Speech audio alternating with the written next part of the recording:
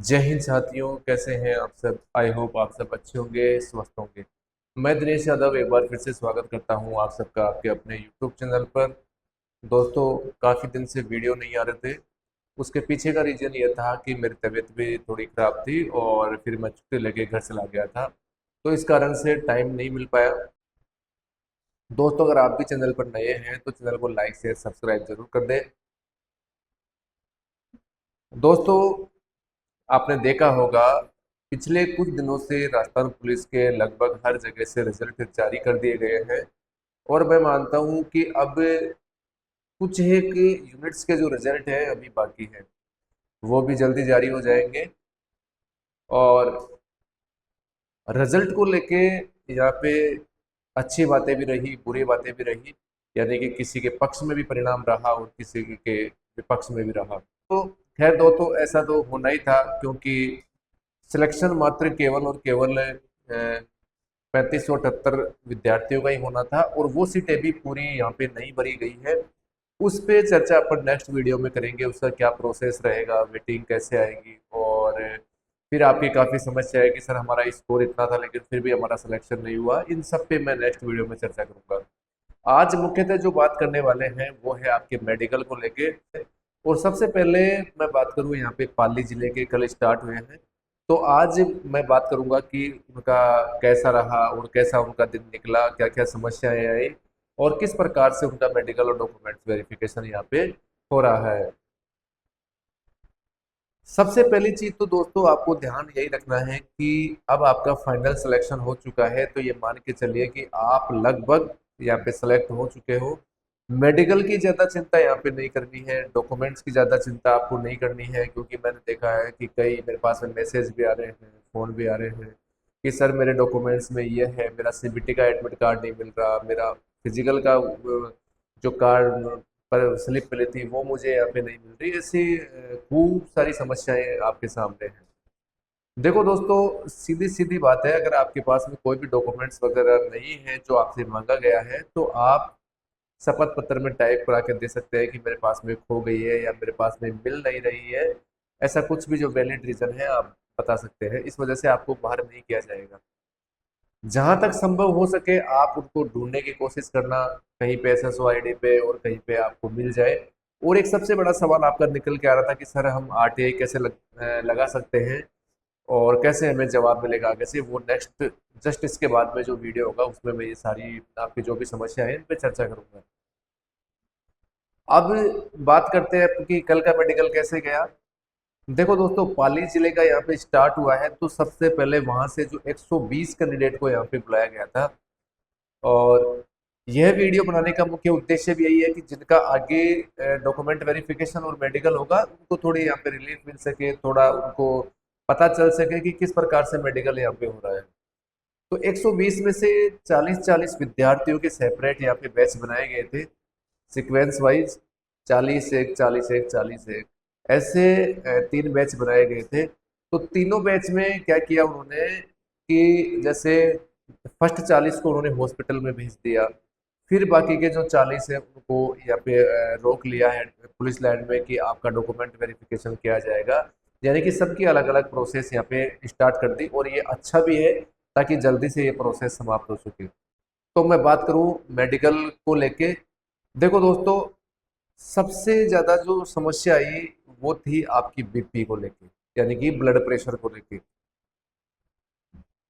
वो कैसे?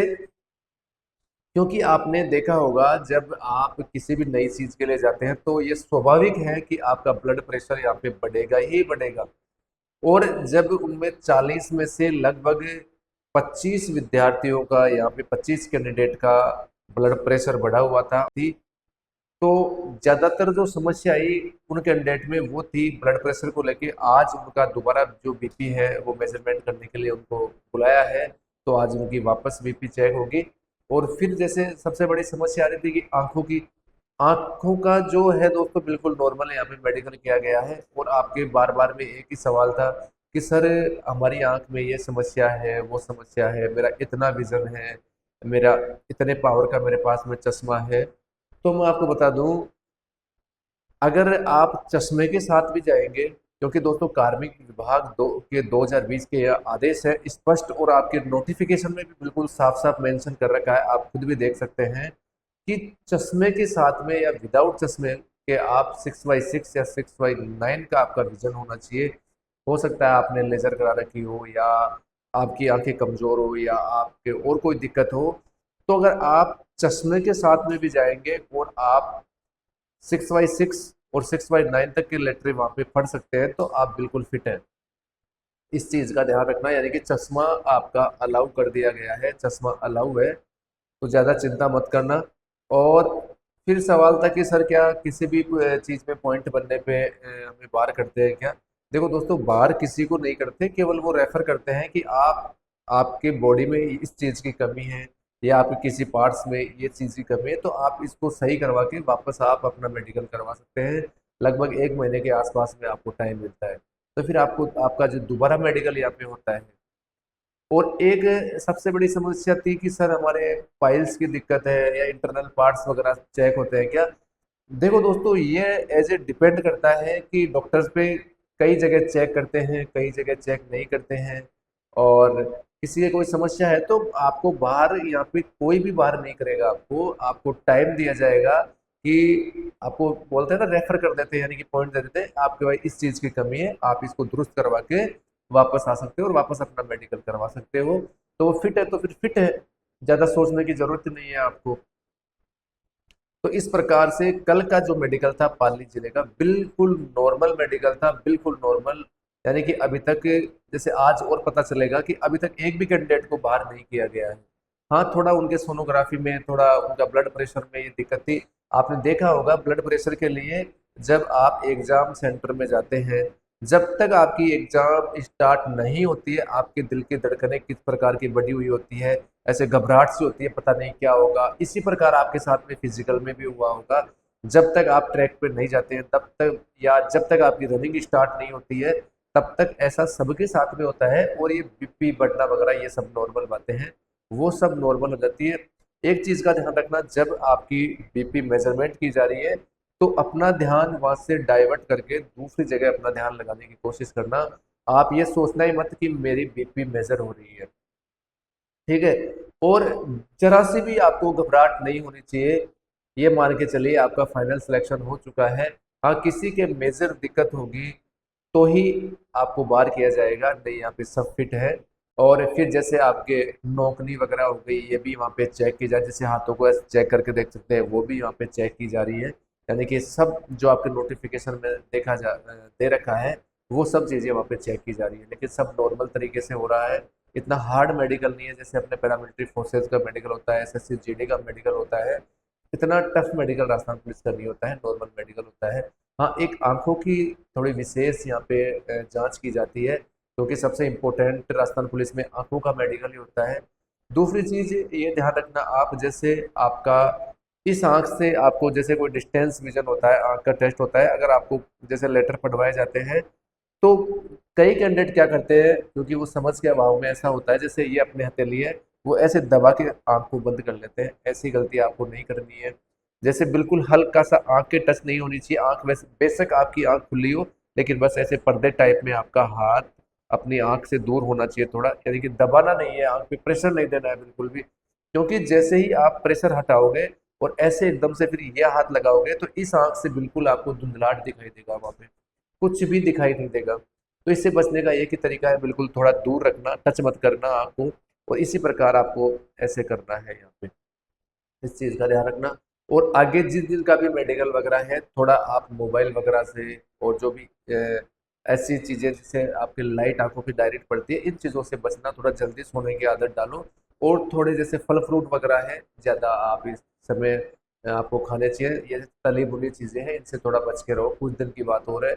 और एक चीज है कि आप अब जैसे किसी का मेडिकल है अभी, तो आप मोटरसाइकिल वगैरह यानी कि व्हीकल कोई भी हो, तो उनसे भी आपको बचना होगा यहाँ पे। क्योंकि अगर अब चोट आपके लग गई तो फिर आप री मेडिकल के साथ में वापस जाओगे, यानी कि आपकी ज्वाइनिंग प्रोसेस वगैरह यहाँ पे बहुत लेट होने वाली है। एक सबसे बड़ा सवाल था कि सर मेरे कोई भी जैसे केस वगैरह हो गया तो अब मैं क्या कर सकता हूँ? देखो दोस्तों, केस होना कोई बड़ी बात नहीं है।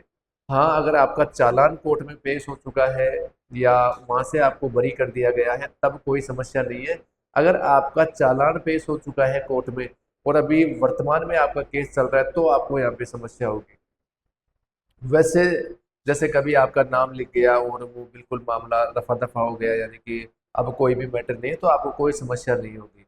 हाँ, उसमें आपकी ज्वाइनिंग रुक जाती है, जैसे कोर्ट वगैरह में आपका मैटर चल रहा है तो, और जब तक उस मामले का समाधान या निपटारा नहीं होता है तब तक आपकी ज्वाइनिंग जारी नहीं की जाती है।